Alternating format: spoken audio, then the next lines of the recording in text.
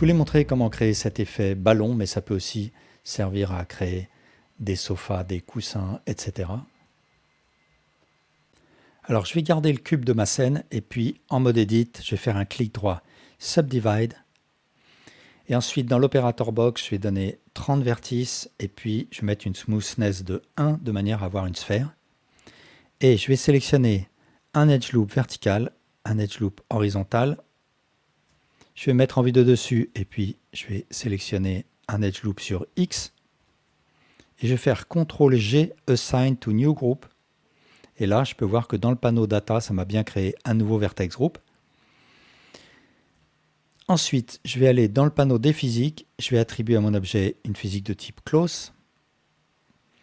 Et je vais descendre. Je vais activer l'option Pressure. Je vais mettre une valeur de 3. Donc ça va faire une poussée de l'intérieur de mon objet. Plus cette valeur sera élevée, plus mon objet sera gros.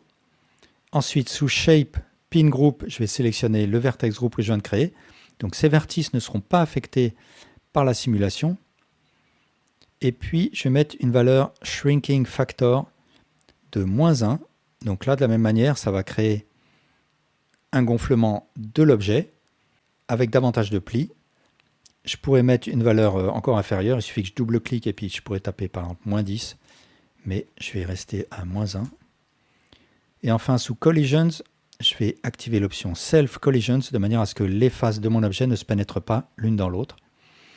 Et puis dans le panneau Scene, je vais désactiver Gravity de manière à ce que mon objet ne subisse pas la gravité. Ici, avec Shift F12, je vais faire venir la timeline. Et avec la barre espace, je peux lancer mon animation. Et voilà ce que j'obtiens. Alors, je vais faire un clic droit Shade Smooth de manière à lisser les ombrés.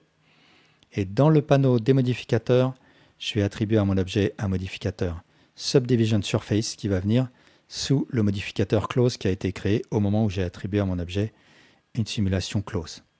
Et là, je vais rester à un niveau de 1 de subdivision pour mon Subdivision Surface. Alors, je vais garder une version non destructive, donc avec la simulation de Close, je vais faire une duplication, Shift D et X.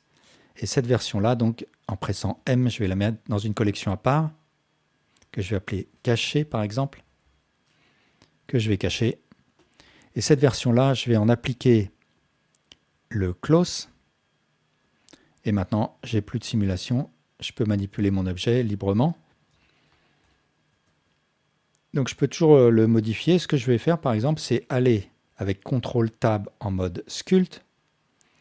Je vais aller chercher la brosse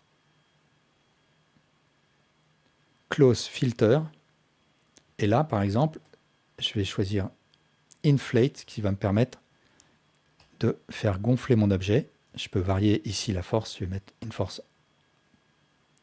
un peu plus grande en allant de gauche à droite comme ça. Je peux soit rétracter mon objet, soit au contraire le dilater davantage encore. Alors au passage, on peut transformer, convertir notre close en shape key. Là, je vais récupérer ma version close. Je vais la dupliquer et puis cacher l'original, H. Et cette version-là, donc je vais lancer l'action. Et par exemple à la frame 15, peu importe, je vais dans le panneau des modificateurs et dans le modificateur Close, je fais un Save as Shape Key. Maintenant, ce que je peux voir, c'est dans le panneau Data, j'ai deux Shape Keys qui ont été créés. Je vais dans le panneau des physiques, je ferme la simulation Close. Donc je reviens à ma forme initiale. Je retourne dans le panneau Data et je vais cliquer sur Close. À la frame 1, je vais mettre la valeur à 0, je vais poser une keyframe sur cette valeur. Et à la frame 10, par exemple, je vais mettre la valeur à 1. Et voilà, j'ai récupéré la forme que j'ai sauvée tout à l'heure. Je represse I. Donc là, je peux lancer l'animation. Et si je veux quelque chose d'un peu plus naturel, je vais par exemple à la frame 7, je pose une keyframe sur la valeur. Et puis, je vais dupliquer cette frame 7, cette keyframe, Shift D, et on va avoir une espèce d'effet rebond. etc. Voilà, ben merci beaucoup pour votre attention.